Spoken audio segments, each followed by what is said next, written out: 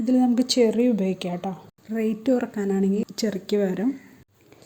Hi friends, welcome back to Vinee's world.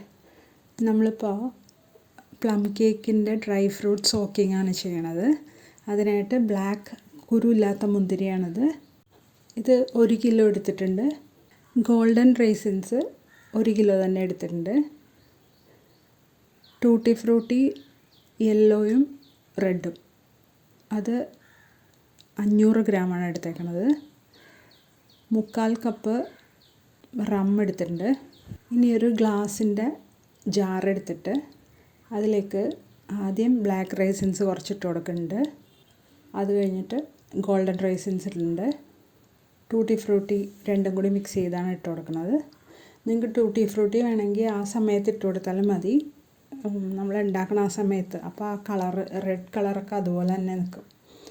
വീണ്ടും ഇങ്ങനെ എല്ലാം ഓരോന്ന് ലെയറായിട്ട് ഇട്ട് കൊടുത്തിട്ട് ഏകദേശം ഒരു 3/4 ഭാഗത്തിലൊത്തിരി താഴെയായിട്ട് നമ്മൾ നിറച്ചിട്ടുണ്ട്.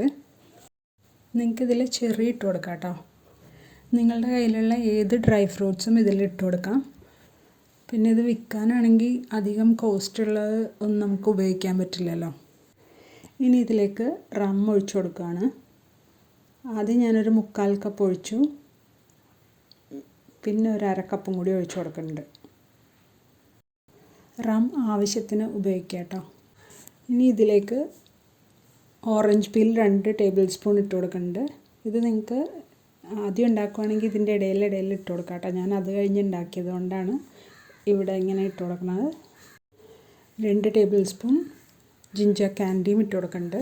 വലിയ റൈസിൻസ് ആണെങ്കിൽ അതൊന്ന് മുറിച്ചിട്ടിട്ട് കൊടുക്കാം. ഡേറ്റ്സ് ഒന്ന് മുറിച്ചിട്ടിട്ട് കൊടുക്കാം. ഫിഗ് ഇടുവാണെങ്കിൽ അത് മുറിക്കാം. അങ്ങനെ എല്ലാം മുറിച്ചിട്ടിട്ടുണ്ടാക്കാം. അങ്ങനെ ഇടാം കേട്ടോ. ഞാൻ നേരത്തെ പറഞ്ഞ പോലെ തന്നെ ഇത് ഇങ്ങനെയല്ല ഇടുന്നത്. ഇതിൻ്റെ ഇടയിൽ ഇടയ്ക്കിടയ്ക്ക് ഇട്ട് കൊടുക്കണം. അല്ലാന്നുണ്ടെങ്കിൽ നിങ്ങൾക്കിത് സെപ്പറേറ്റായിട്ട് റമ്മിൽ സോക്ക് ചെയ്ത് വെച്ചാൽ മതി. പിന്നെ ഞാനിതിൽ ഡേറ്റ്സ് ഇട്ടിട്ടുണ്ടായില്ല. ആ ഡേറ്റ്സും ഇതിലേക്ക് ഇട്ട് കൊടുക്കുന്നുണ്ട് കുറച്ച്. ഇതൊന്നും ആ സമയത്ത് ആദ്യം ഞാൻ സോക്ക് ചെയ്യുന്ന സമയത്ത് ഇതുണ്ടായില്ല, അതുകൊണ്ട് ഞാൻ പിന്നെയാണ് ഇട്ട് കൊടുത്തേക്കണത്. ഇതെല്ലാം ഓരോ ലെയറിൽ ഇട്ട് കൊടുക്കേണ്ടതാണ് കേട്ടോ. നിങ്ങളെ കാണിക്കാൻ വേണ്ടി ഞാനിപ്പോൾ ഇങ്ങനെ ചെയ്തു എന്നുള്ളൂ. ഇതൊരു 3/4 ഭാഗം നിറച്ചിട്ട് ഡെയിലി അതെടുത്തൊന്ന് കുലുക്കി കൊടുത്താൽ മതി. അപ്പോൾ ഇതെല്ലാം കൂടി മിക്സ് ആയിക്കോളും. ഇനിയിപ്പോൾ ഇത് വേറൊരു പാത്രത്തിലേക്ക് മാറ്റണത് നിറഞ്ഞ് നിൽക്കണമല്ലോ. ഡേറ്റ്സ് നിങ്ങൾക്ക് ആ സമയത്ത് ഇട്ട് കൊടുത്താലും മതി കേട്ടോ. ഇപ്പം ഇല്ലയെന്നുണ്ടെങ്കിൽ നമ്മൾ പ്ലം കേക്ക് ഉണ്ടാക്കുന്ന സമയത്ത് ഇട്ടാലും വലിയ കുഴപ്പമൊന്നും വരില്ല. ഇപ്പോൾ ഇത്രയും സാധനങ്ങൾ നമ്മൾ ഇട്ട് കൊടുത്തതുകൊണ്ട് തന്നെ കുറച്ചും കൂടി റം ഇതിലേക്ക് ഒഴിച്ചു കൊടുത്തിട്ടുണ്ട് കേട്ടോ. എന്നിട്ട് ഇനി നമ്മൾക്ക് അടച്ച് വെച്ച് സൂക്ഷിക്കാം.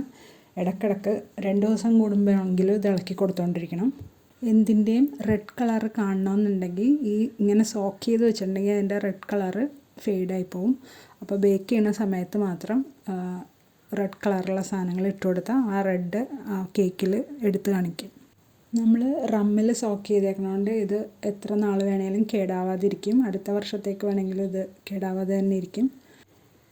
ഇത് സ്റ്റോർ ചെയ്യണത് ഒരു ഡാർക്ക് റൂമോ അങ്ങനെ വല്ല സ്ഥലം ഉണ്ടെങ്കിൽ ഡാർക്കായിട്ടുള്ള സ്ഥലത്ത് ഇത് സ്റ്റോർ ചെയ്യാം.